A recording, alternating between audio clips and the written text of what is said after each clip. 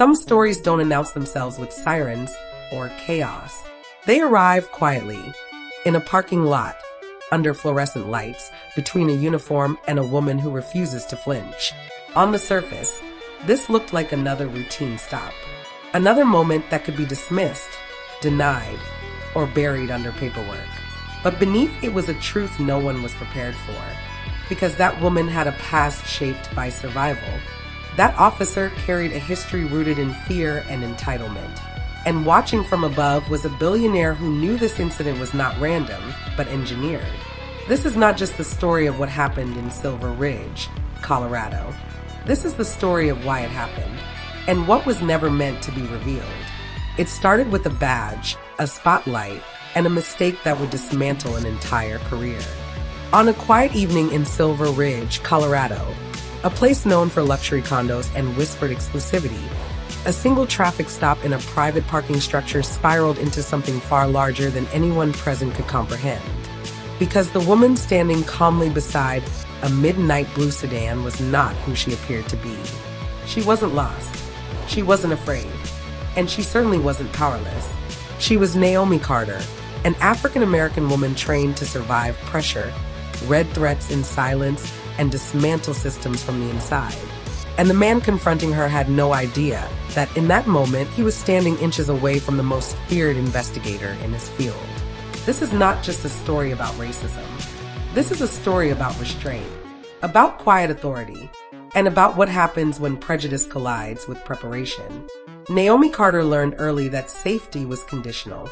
She grew up in Baton Rouge, Louisiana, the daughter of a public school teacher and a father who worked double shifts as a city transit supervisor.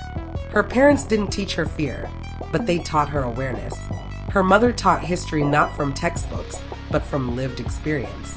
Her father taught her discipline without cruelty, and both taught her the same rule: never assume the system sees you clearly. Naomi was brilliant, top of her class, sharp-tongued when provoked, methodical by nature. But brilliance didn't protect her from being followed in stores, questioned by authority figures, or mistaken for someone who didn't belong. Those moments hardened into something useful. By college, Naomi had shifted her anger into precision. By graduate school, she understood power not as volume, but leverage. When she joined federal service, she did not arrive naive. She arrived prepared.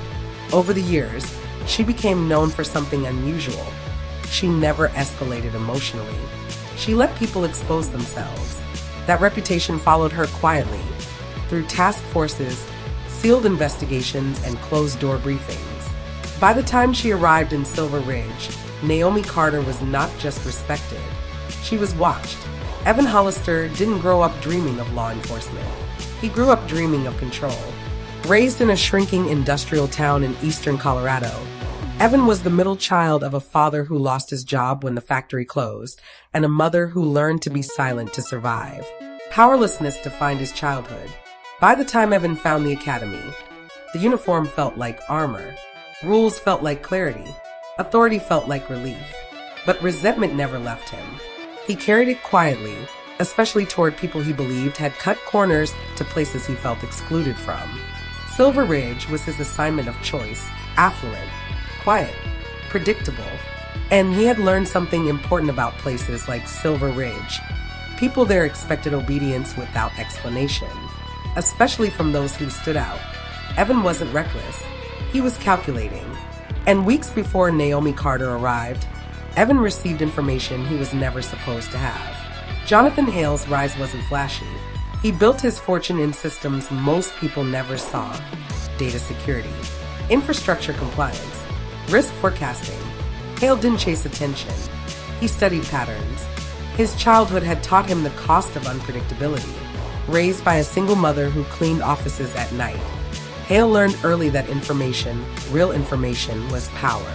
By the time he became a billionaire, Hale understood something others didn't. Institutions rarely fail from the outside. They collapse from exposure. Silver Ridge was his sanctuary, not because it was safe, but because it was controlled. Which is why Hale noticed immediately when federal clearance requests brushed the edges of his security network. Someone was coming. Someone important.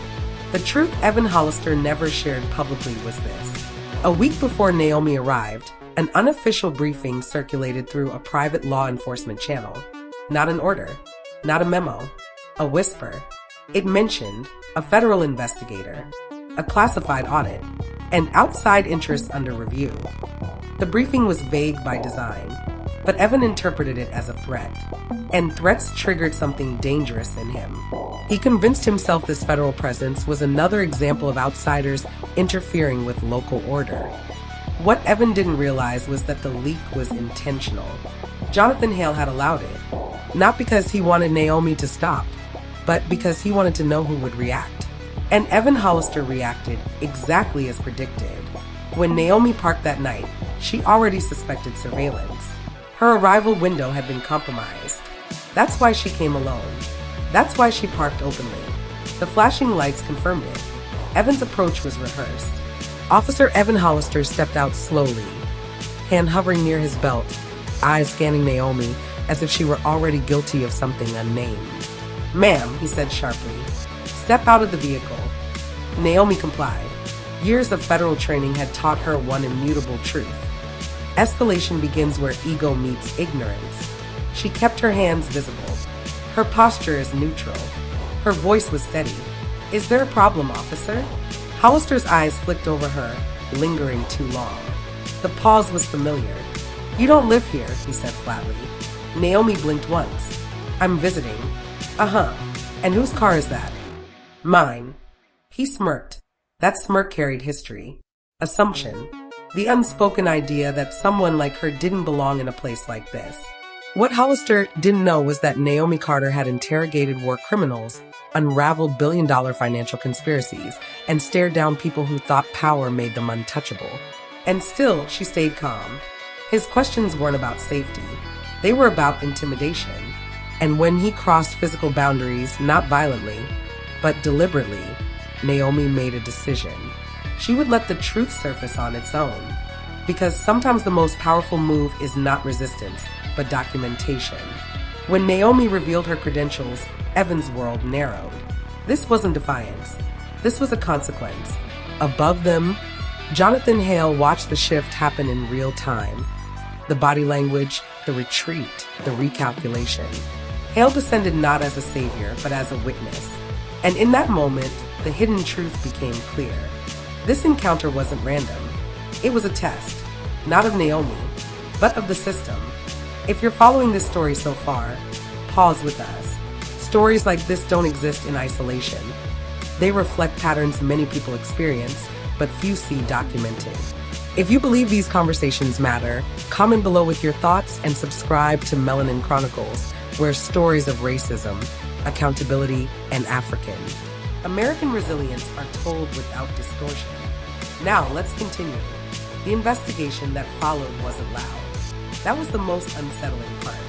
Evan Hollister wasn't publicly condemned. He was quietly reviewed. Patterns emerged, disproportionate stops, informal intelligence sharing, escalation without cause. Silver Ridge officials tried containment. Jonathan Hale withdrew funding from several local initiatives, politely, legally, decisively. Naomi submitted her findings and moved on. But the damage was irreversible. The truth no one reported was this. Naomi Carter was never there just for Hale. She was there to map behavior, to see who acted on prejudice when given permission, to observe how authority behaved when unchallenged. Evan Hollister failed that test, not because he was uniquely cruel, but because he was comfortably unexamined.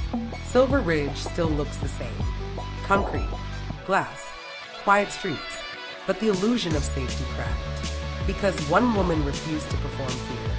One officer revealed what power without accountability looks like. And one billionaire learned that control is meaningless without conscience. Resilience doesn't always roar.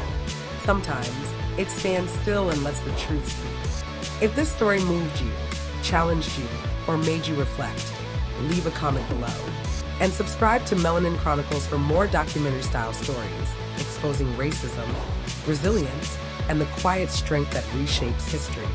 Because these stories don't end in parking lots. They continue wherever truth is finally allowed to surface. Until next time.